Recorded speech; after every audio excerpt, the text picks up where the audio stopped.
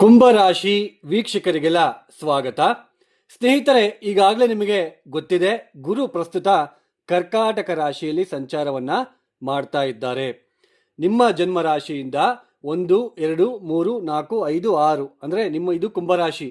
1, 2, 3, 4, 5, 6 ಈ 6ನೇ ಮನೆಯಲ್ಲಿ ಗುರುವಿನ ಸಂಚಾರದಿಂದ ಸಾಕಷ್ಟು ತೊಂದರೆಗಳನ್ನ ನೀವು ಆಗಲೇ ಅನುಭವಿಸ್ತಾ ಇದ್ದೀರಾ. ಆರ್ಥಿಕ ವಿಚಾರದಲ್ಲಿ, ಕೌಟುಂಬಿಕ ವಿಚಾರದಲ್ಲಿ ಸಾಕಷ್ಟು ತೊಂದರೆಗಳನ್ನ, ತಾಪತ್ರಯಗಳನ್ನ, ಹಾಗೆ ದಿನನಿತ್ಯದ ಜೀವನದಲ್ಲಿ ಬೆಳಗ್ಗೆಯಿಂದ ಸಾಯಂಕಾಲ ತನಕ ಏನ್ ಕೆಲಸ ಕಾರ್ಯಗಳು ನೀವು ಮಾಡ್ತಾ ಬರ್ತಾ ಇದ್ದೀರಾ, ಅದರಲ್ಲೆಲ್ಲ ಸ್ವಲ್ಪ ಸ್ಟ್ರೆಸ್, ಸ್ವಲ್ಪ ಒತ್ತಡಗಳನ್ನ ನೀವು ನೋಡ್ತಾ ಬರ್ತಾ ಇದ್ದೀರಾ. ಆರೋಗ್ಯದ ಅಂದ್ರೆ ಚಿಕ್ಕ ಪುಟ್ಟ ಆರೋಗ್ಯದ ವಿಚಾರದಲ್ಲಿ ಹೊಟ್ಟೆ ನೋವು, ಜೀರ್ಣಾಂಗಗಳಲ್ಲಿ ಸ್ವಲ್ಪ ತೊಂದರೆಗಳು, ಅಜೀರ್ಣತೆ ಉಂಟಾಗ್ತಕ್ಕಂಥದ್ದು, ಮಲಬದ್ಧತೆ, ಈ ತರಹದ ಪರಿಸ್ಥಿತಿಗಳು, ಕಾಫು ಅಥವಾ ಕೋಲ್ಡ್ ರಿಲೇಟೆಡ್ ಅಲರ್ಜಿನ ನೀವು ದಿನನಿತ್ಯದ ಜೀವನದಲ್ಲಿ ಕೆಲಸ ಮಾಡೋಕ್ಕಾಗಲ್ಲ. ಈ ಚಿಕ್ಕ ಪುಟ್ಟ ಕಾಯಿಲೆ ಬಂದಾಗ, ಈ ನೆಗಡಿ ಆದಾಗ ಯಾವ ಕೆಲಸ ಮಾಡೋಕ್ಕೂ ಆಗಲ್ಲ. ನಿಮ್ಗಾಗಲೇ ಗೊತ್ತಿರುತ್ತೆ. ಅಂದ್ರೆ 6ನೇ ಮನೆ ಅಂದ್ರೆ ದಿನನಿತ್ಯದ ಜೀವನದಲ್ಲಿ ಆಗ್ತಕ್ಕಂತಹ ಬದಲಾವಣೆಗಳು. ಈ ಗುರು 6ನೇ ಮನೆಯಲ್ಲಿ ಇರೋದ್ರಿಂದ ಸ್ವಲ್ಪ ತೊಂದರೆಗಳನ್ನ ನೀವು ಅನುಭವಿಸ್ತಾ ಬರ್ತಾ ಇದ್ದೀರಾ. ಆದ್ರೆ ಗುರು ಇವಾಗ ಇಷ್ಟು ದಿನ ಪುಷ್ಯ ನಕ್ಷತ್ರದಲ್ಲಿ ಸಂಚಾರ ಮಾಡ್ತಾ ಇದ್ರು.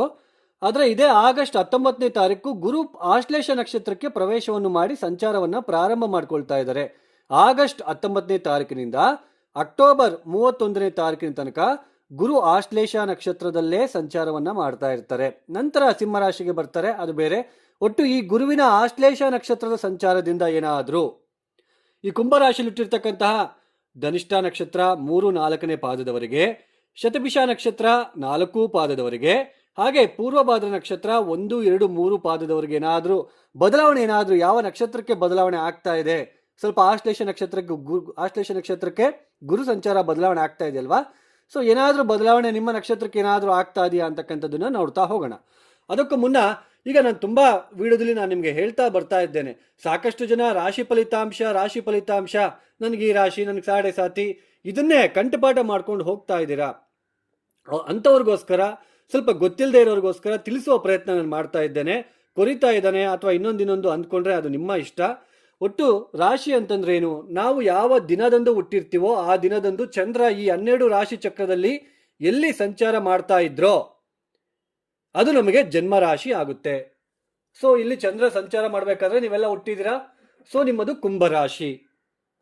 ಚಂದ್ರ ಯಾವ ನಕ್ಷತ್ರದಲ್ಲಿ ಸಂಚಾರ ಮಾಡ್ತಾ ಇದ್ರು ಆ ದಿನ, ಧನಿಷ್ಠ ನಕ್ಷತ್ರ 3ನೇ ಪಾದ ಅಥವಾ 4ನೇ ಪಾದದಲ್ಲ ಇದ್ರೋ, ಅಥವಾ ಶತಭಿಷ ನಕ್ಷತ್ರದಲ್ಲಿ ಸಂಚಾರ ಮಾಡ್ತಾ ಇದ್ರೋ, ಅಥವಾ ಪೂರ್ವಭಾದ ನಕ್ಷತ್ರ 1, 2, 3 ಪಾದದಲ್ಲಿ ಏನು ಸಂಚಾರ ಮಾಡ್ತಾ ಇದ್ರೋ ಅದು ನಮಗೆ ಆ ನಕ್ಷತ್ರ ಆಗುತ್ತೆ. ಸೊ ಈ ಒಂದು ಜನ್ಮ ರಾಶಿ ಅಂದ್ರೆ ಚಂದ್ರ ಅಂದ್ರೆ ಏನು, ಮನಸ್ಸುಕಾರಕ ಚಂದ್ರನಿಂದ ಗೋಚಾರದಲ್ಲಿ ಗ್ರಹಗಳ ಸ್ಥಿತಿಗತಿಗಳು ಬದಲಾವಣೆ ಆದಂತೆಲ್ಲ ಮನಸ್ಸಿನ ಮೇಲೆ ಪ್ರಭಾವ ಬೀರುತ್ತಾ ಹೋಗುತ್ತೆ. ಈಗ ನಿಮಗೆ ಕುಂಭರಾಶಿಯವರಿಗೆ ಎರಡನೇ ಮನೆ ಅಧಿಪತಿ ಆಗಿರ್ತಕ್ಕಂತಹ, ಲಾಭಾಧಿಪತಿ ಆಗಿರ್ತಕ್ಕಂತಹ ಗುರು ನಿಮಗೆ 6ನೇ ಮನೆಯಲ್ಲಿ ಸಂಚಾರ ಮಾಡ್ತಾ ಇರೋದ್ರಿಂದ ನಿಮ್ಮ ಮನಸ್ಸಿನಲ್ಲಿ ಇವಾಗ ಫೀಲ್ ಆಗ್ತಾ ಇದ್ದೀರಾ, ಮನಸ್ಸಿನಲ್ಲಿ ತೊಂದರೆ ಅನುಭವಿಸ್ತಾ ಇದ್ದೀರಾ. ಹಣದ ವಿಚಾರದಲ್ಲಿ ಸೌಕರ್ಯ ಇಲ್ಲ, ಸಾಲ ಮಾಡಬೇಕಾಗಿರೋ ಪರಿಸ್ಥಿತಿ, ಲೋನ್ಗೆ ಅಪ್ಲೈ ಮಾಡಿದ್ರು ಸಿಗದೆ ಇರ್ತಕ್ಕಂಥದ್ದು, ಏನಪ್ಪ ಆರೋಗ್ಯ ಚಿಕ್ಕದಾಗಿ ಏನೋ ಸುಮ್ಮನೆ ಅದು ಹೊಟ್ಟೆ ನೋವು, ಅಜೀರ್ಣತೆ, ಈ ಥರ ಆರೋಗ್ಯದಲ್ಲಿ ತೊಂದರೆ ಆಗ್ತಾನೆ ಇದೆ. ಮನಸ್ಸಿನಲ್ಲಿ ಶಾಂತತೆ ಇರೋದಿಲ್ಲ ಅಷ್ಟೇ. 6ನೇ ಮನೆಯಲ್ಲಿ ಗುರು ಬಂದ ತಕ್ಷಣ ನೀವೇನು ದೊಡ್ಡ ಮಟ್ಟಕ್ಕೆ ತೊಂದರೆ ಆಗಲ್ಲ, ಬಟ್ ಈ ಸ್ವಲ್ಪ ದಿನ ನಿಮಗೆ ಆ ಥರ ಅನ್ನಿಸ್ತಾ ಇರುತ್ತೆ. ಬಟ್ ಜಾತಕ ರೀತ್ಯ ಗ್ರಹಗಳ ಸ್ಥಿತಿಗತಿಗಳು ಚೆನ್ನಾಗಿದ್ದು, ದಶಾಭಕ್ತಿ ಚೆನ್ನಾಗಿದ್ರೆ, ಈ 6ನೇ ಮನೆಯಲ್ಲಿ ಇರ್ತಕ್ಕಂಥ ಗುರುವಿನಿಂದ ಸ್ವಲ್ಪ ಮನಸ್ಸಿನಲ್ಲಿ ಕಸಿಬಿಸಿ ಅಥವಾ ತೊಂದರೆಗಳು ಅಂತ ಅನ್ಸಿದ್ರು ಕೂಡ ದಶಾಭಕ್ತಿ ಚೆನ್ನಾಗಿರೋದ್ರಿಂದ ಮುಂದಕ್ಕಾಗೆ ಹೋಗ್ತಾ ಇರುತ್ತೆ ಅಂತಕ್ಕಂಥದ್ದನ್ನ ನೀವು ನೆನಪಲ್ಲಿ ಇಟ್ಕೊಳ್ಳಿ. ಅಂದ್ರೆ ಈ ರಾಶಿ ಫಲಿತಾಂಶದಿಂದ ನಿಮ್ಗೆ ಹಿಂಗಾಗ್ಬಿಡುತ್ತೆ ಹಂಗಾಗ್ಬಿಡುತ್ತೆ ಅದೆಲ್ಲ ಸುಳ್ಳು ಮಾಹಿತಿ, ಅದನ್ನ ಅರ್ಥ ಮಾಡ್ಕೊಳ್ಳಿ. ಈಗ ಈ ಧನಿಷ್ಠ ನಕ್ಷತ್ರ 3, 4ನೇ ಪಾದದವರೆಗೆ ಈ ಗುರು ಆಶ್ಲೇಷ ನಕ್ಷತ್ರ ಪ್ರವೇಶ ಮತ್ತು ಸಂಚಾರದಿಂದ ಏನಾದ್ರೂ ಬದಲಾವಣೆ ಇದೆಯಾ ಅಂತ ನೋಡೋದೇ ಆದ್ರೆ, ಈ ಧನಿಷ್ಠ ನಕ್ಷತ್ರ 3, 4ನೇ ಪಾದದವರೆಗೆ ಈ ಆಶ್ಲೇಷ ನಕ್ಷತ್ರ ಅನ್ನುವುದು ಪ್ರತ್ಯಕ್ ತಾರ ಆಗುತ್ತೆ. ಅಂದ್ರೆ ಇಷ್ಟು ದಿನ ಗುರು ಪುಷ್ಯ ನಕ್ಷತ್ರದಲ್ಲಿ ಸಂಚಾರ ಮಾಡಬೇಕಾದ್ರೆ ಧನಿಷ್ಠ ನಕ್ಷತ್ರ 3, 4ನೇ ಪಾದದವರೆಗೆ ಪುಷ್ಯ ನಕ್ಷತ್ರ ಕ್ಷೇಮತಾರೆ ಆಗಿತ್ತು, ಸ್ವಲ್ಪ ಪರವಾಗಿಲ್ಲ. ಆದ್ರೆ ಇನ್ನು ಮುಂದಕ್ಕೆ ಆಶ್ಲೇಷ ನಕ್ಷತ್ರಕ್ಕೆ ಪ್ರವೇಶವನ್ನು ಮಾಡ್ತಾ ಇರೋದ್ರಿಂದ ಈ ಧನಿಷ್ಠ ನಕ್ಷತ್ರ 3, 4ನೇ ಪಾದದವರೆಗೆ ಸ್ವಲ್ಪ ತೊಂದರೆಗಳು, ಹಣಕಾಸಿನ ವಿಚಾರದಲ್ಲಿ ಜಾಗ್ರತೆ, ಮಾತನಾಡಬೇಕಾದ್ರೆ ಜಾಗ್ರತೆ, ಆರೋಗ್ಯದ ವಿಚಾರದಲ್ಲಿ ಜಾಗ್ರತೆ ಆಗಿರಬೇಕು, ಒತ್ತಡಗಳು, ಹಣಕಾಸಿನ ನಷ್ಟ, ಸಂತಾನದ ವಿಚಾರದಲ್ಲಿ ಸ್ವಲ್ಪ ತೊಂದರೆಗಳು ಅಥವಾ ಖರ್ಚುಗಳು ಜಾಸ್ತಿ ಬರ್ತಕ್ಕಂಥದ್ದು, ಕೌಟುಂಬಿಕ ವಿಚಾರದಲ್ಲಿ ಸ್ವಲ್ಪ ಟೆನ್ಷನ್ನ ನೀವು ಅನುಭವಿಸ್ಬೇಕಾಗಿರೋ ಪರಿಸ್ಥಿತಿಗಳು ಒದಗಿ ಬರ್ತಾ ಇರುತ್ತೆ. ಜಾಗ್ರತೆಯಿಂದ ಇರಬೇಕು. ಸೊ ಏನ್ ಮಾಡ್ಕೋಬೇಕಾಗುತ್ತೆ ಈ ಧನಿಷ್ಠ ನಕ್ಷತ್ರದವರು? ಸ್ವಲ್ಪ ಸುಬ್ರಹ್ಮಣ್ಯನ ಆರಾಧನೆ ಪ್ರತಿನಿತ್ಯ ಮಾಡ್ತಕ್ಕಂಥದ್ದು ಉತ್ತಮ. ಹಾಗೇನೆ ತಪ್ಪದೆ ಬುಧವಾರ ಗುರುವಾರ ಈ ಹೆಸರು ಕಾಳು ಬರುತ್ತೆ, ನೆನೆ ಹಾಕ್ಬಿಟ್ಟು ಮೆತ್ತಗಾದ್ಮೇಲೆ ಬೆಲ್ಲ ಮಿಶ್ರಣ ಮಾಡಿ, ರೋಡ್ ಸೈಡಲ್ಲಿ ತುಂಬಾ ಹಸುಗಳಿರುತ್ತೆ ಸ್ನೇಹಿತರೆ, ಆ ಪೇಪರು ಅದು ಇದು ತಿನ್ಕೊಂಡು ಹೋಗ್ತಾ ಇರುತ್ತೆ, ಅಂತ ಹಸುಗಳಿಗೆ ತಿನ್ನಿಸ್ತಾ ಬನ್ನಿ. ಈ ಒಂದು ಗುರುವಿನ ಆಶ್ಲೇಷ ನಕ್ಷತ್ರದ ಪ್ರವೇಶ ಮತ್ತು ಸಂಚಾರದಿಂದ ಆಗ್ತಕ್ಕಂತಹ ತೊಂದರೆಗಳು ಸ್ವಲ್ಪ ತಪ್ಪಿಸ್ಕೊಂಡು ನೀವು ಸ್ವಲ್ಪ ಈಸಿಯಾಗಿ ನೀವು ಮುಂದಕ್ಕೆ ಹೋಗೋದಕ್ಕೆ ಅನುಕೂಲ ಸಿಗ್ತಾ ಹೋಗುತ್ತೆ. ಯಾಕೆಂದ್ರೆ ನಿಮ್ಮ ಜನ್ಮ ರಾಶಿಯಿಂದ ಪಂಚಮಾಧಿಪತಿ ನಕ್ಷತ್ರ ಆಗುತ್ತೆ ಆಶ್ಲೇಷ ನಕ್ಷತ್ರ. ಬುಧನ ನಕ್ಷತ್ರದಲ್ಲಿ ಗುರು ಇರೋದು ಒತ್ತಡ ತಂದುಕೊಡುತ್ತೆ. ಅದಕ್ಕೆ ಬುಧ ಅಂದ್ರೆ ಹೆಸರು ಕಾಳು, ಗುರು ಬುಧ ನಕ್ಷತ್ರದಲ್ಲಿ ಇರೋದ್ರಿಂದ ಹೆಸರು ಕಾಳನ್ನ ನೀವು ತಿನ್ನಿಸ್ತಕ್ಕಂಥದ್ದು ಉತ್ತಮ. ಆಗ ಸ್ವಲ್ಪ ಒತ್ತಡಗಳು ಕಡಿಮೆ ಆಗುತ್ತೆ. ಸೊ ಅರ್ಥ ಮಾಡ್ಕೊಳ್ಳಿ. ಇನ್ನು ಶತಭಿಷ ನಕ್ಷತ್ರದವರಿಗೆ ಈ ಆಶ್ಲೇಷ ನಕ್ಷತ್ರ ಅಂತಕ್ಕಂಥದ್ದು ಕ್ಷೇಮತಾರ ಆಗುತ್ತೆ. ಸೊ ಅಂತಹ ತೊಂದರೆಗಳು ಏನಿರೋದಿಲ್ಲ. ಬಟ್ ಇಷ್ಟು ದಿನ ಪುಷ್ಯ ನಕ್ಷತ್ರದಲ್ಲಿ ಸಂಚಾರ ಮಾಡಬೇಕಾದ್ರೆ ಸ್ವಲ್ಪ ತೊಂದರೆಗಳನ್ನು ಅನುಭವಿಸಿದ್ದೀರಾ. ಬಟ್ ಇನ್ನು ಮುಂದಕ್ಕೆ ಆಶ್ಲೇಷ ನಕ್ಷತ್ರದಲ್ಲಿ ಗುರುವಿನ ಸಂಚಾರ ನಡೀತಾ ಇರೋದ್ರಿಂದ ಅಂತಹ ಮೇಜರ್ ತೊಂದರೆಗಳು ಏನಿರೋದಿಲ್ಲ.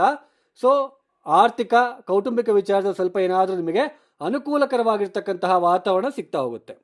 ಇನ್ನು ಪೂರ್ವಭಾದ್ರ ನಕ್ಷತ್ರ 1, 2, 3ನೇ ಪಾದದವರಿಗೆ ಆಶ್ಲೇಷ ನಕ್ಷತ್ರ ವಿಪತ್ತು ತಾರ ಆಗುತ್ತೆ.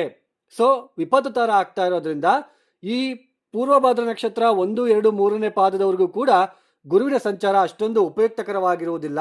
ಈ ಸಮಯದಲ್ಲಿ ಆರ್ಥಿಕ ಮಾತನಾಡಬೇಕಾದ್ರೆ ಕೌಟುಂಬಿಕ ವಿಚಾರದಲ್ಲಿ ಮಕ್ಕಳಿಂದ ಸ್ವಲ್ಪ ಒತ್ತಡಗಳು ಖರ್ಚುಗಳು ಜಾಸ್ತಿ ಆಗ್ತಕ್ಕಂಥದ್ದು ಈ ಸಮಯದಲ್ಲಿ ನೀವು ನೋಡ್ತಾ ಇರ್ತೀರಾ. ಸೊ ಬುಧವಾರ ಗುರುವಾರ ನೀವು ಕೂಡ ಹೆಸರು ಕಾಳನ್ನ ನೆನೆ ಹಾಕ್ಬಿಟ್ಟು ಮೆತ್ತಗಾದ್ಮೇಲೆ ಬೆಲ್ಲ ಮಿಶ್ರಣ ಮಾಡಿ ರೋಡ್ ಸೈಡಲ್ಲಿ ಇರ್ತಕ್ಕಂತಹ ಹಸುಗಳಿಗೆ ತಿನ್ನಿಸ್ತಾ ಬನ್ನಿ. ಆಗ ನಿಮಗೆ ಖಂಡಿತ ಹೆಲ್ಪ್ ಆಗ್ತಾ ಹೋಗುತ್ತೆ.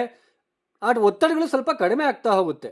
ಹೆಲ್ಪ್ ಅಂದ್ರೆ ಒತ್ತಡಗಳು, ಯಾಕೆಂದ್ರೆ ಪಂಚಮಾಧಿಪತಿ ನಕ್ಷತ್ರದಲ್ಲಿ ಬುಧ ಅಂದ್ರೆ ಪಂಚಮಾಧಿಪತಿ ಆಗಿರ್ತಕ್ಕಂತಹ ಬುಧನ ನಕ್ಷತ್ರದಲ್ಲಿ ಗುರು 6ನೇ ಮನೆಯಲ್ಲಿ ಸಂಚಾರ ಮಾಡ್ತಾ ಇರೋದ್ರಿಂದ ಅಂದ್ಕೊಂಡಿರೋ ಕೆಲಸ ಕಾರ್ಯಗಳಲ್ಲಿ ವಿಳಂಬ ತೊಂದರೆ ಆಗ್ತಾ ಹೋಗುತ್ತೆ. ಅದಕ್ಕೋಸ್ಕರ ನೀವು ಹೆಸರು ಕಾಳನ್ನ ಹಸುಗಳಿಗೆ, ಅದು ಹೊಟ್ಟೆ ಹಸ್ಕೊಂಡಿರ್ತಕ್ಕಂತಹ ಹಸುಗಳಿಗೆ ತಿನ್ನಿಸೋದ್ರಿಂದ ಆ ನೆಗೆಟಿವ್ ದೋಷ ಹೋಗಿ ಸ್ವಲ್ಪ ನಿಮಗೆ ಈಸಿ ಆಗ್ತಾ ಹೋಗುತ್ತೆ ಅನ್ನೋದನ್ನ ಅರ್ಥ ಮಾಡ್ಕೊಳ್ಳಿ. ಒಟ್ಟಾರೆಯಾಗಿ ಕುಂಭರಾಶಿಯವರಿಗೆ ಈ ತರ ಇದೆ. ಸೊ ಅರ್ಥ ಹೇಳಿದ್ದನ್ನ ಮಾಡ್ಕೊಳ್ತಾ ಸ್ವಲ್ಪ ಮುಂದಕ್ಕೆ ಹೋಗೋದನ್ನ ಪ್ರಯತ್ನ ಮಾಡಿ. ಅರ್ಥ ಆಗಿದೆ ಅಂತ ಅನ್ಕೊಳ್ತಾ ಇದ್ದೀನಿ. ಯಾರೆಲ್ಲ ಈ ವಿಡಿಯೋನ ನೋಡ್ತಾ ಇದ್ದೀರಾ, ನಿಮ್ಗೆ ಇಷ್ಟ ಆಗಿದ್ರೆ ಮಾತ್ರ ಲೈಕ್ ಮಾಡಿ, ಶೇರ್ ಮಾಡಿ, ಸಬ್ಸ್ಕ್ರೈಬ್ ಮಾಡ್ಕೊಳ್ಳಿ. ಅದರ್ವೈಸ್ ಜಸ್ಟ್ ಇಗ್ನೋರ್ ಮಾಡಿ, ಸ್ಕಿಪ್ ಮಾಡಿ. ಇನ್ನು ಸರ್ವೇ ಜನ ಸುಖಿನೋ ಭವಂತು. ಧನ್ಯವಾದಗಳು. ಜೈ ಶ್ರೀರಾಮ್.